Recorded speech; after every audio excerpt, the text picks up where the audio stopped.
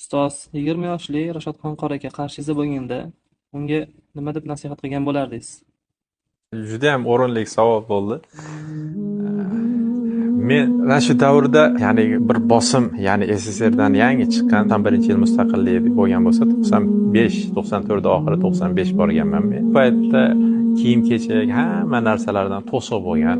Dengizda umuman hayotimizda ko'rmagan nimamiz bo'lgan. Borib turaverib shu joyda o'yin-kulgilar bilan vaqtimizni o'tkazganman. Ya'ni Alloh taolo o'zini tavfiqiga yarasha o'qiganman-u, lekin shu paytda nuzhalarga chiqib, ijorga mashinalar olib, mashinalarda turini minishlikka inson oshiq bo'lar ekanda. Ijorga borsiz yangi mashinalar, eslasam hozir azob beradi. Hozir bugun kunda o'zim farzandlarimga bo'lsin, boshqalarga bo'lsin, kuniga qancha Qur'on o'qiyapsan, qancha bet kitob o'qiysan. Charchaganingda o'zbek adabiyotidan bo'lsin yoki arablarda oddiy kitoblardan bo'lsin yoki ilmiy kitoblardan bo'lsin, shar'iy kitoblardan bo'lsin